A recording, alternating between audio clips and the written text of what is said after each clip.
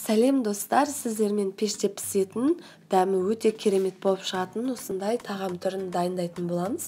Менімен бірге болыңыздар, менің YouTube каналыма тіркелуді ұмытпаңыз.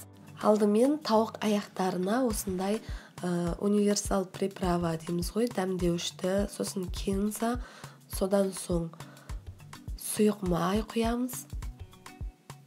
Және де куркума салып, қолымыздың көмегімен жақсылап араластырып аламыз.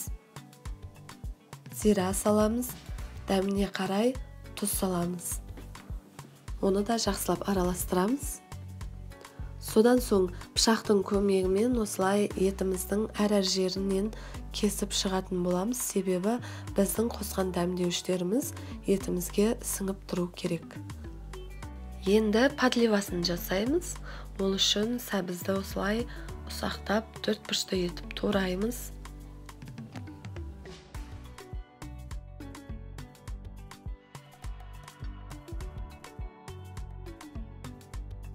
Содан соң пиязымызды да сәбіз сияқты тураймыз. Картопты да төрт бұрышты етіп тураймыз. Барлық ингредиенттерді осылай төрт бұрышты етіп турап шығамыз. Қатты қалың қылып жібермеңіздер. Содан соң осындай түрлі түсті болгар бұрыштарын турап шығамыз. Менде қызыл болгар бұрышым қатырылған, яғни тоңазытқышта сақталған. Содан кішкене қостым. Содан соң дәмдеуіштерді қосып шығамыз.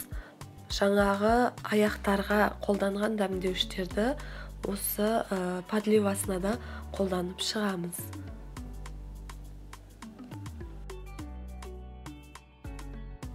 Енді фольгамызды алып, подливасын саламыз.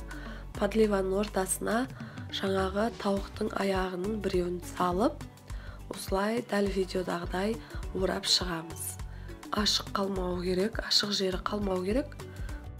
Осылай орап болған кезде кішкене ашып, чеснок, яғни сарымсағымыздан кішкене салып жібереміз, дәм беру үшін.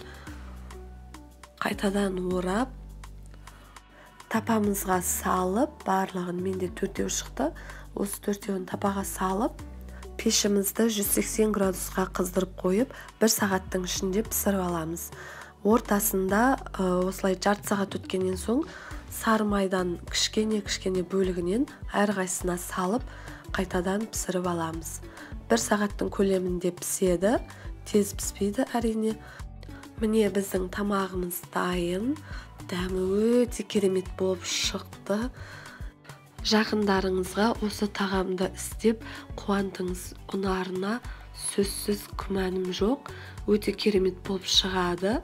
Және де газда піскен тағам мен пеште піскен тағамның айырмашылығын байқайсыздар, өте дәмді болып шықты. Сіздермен болған жансая ас болсын.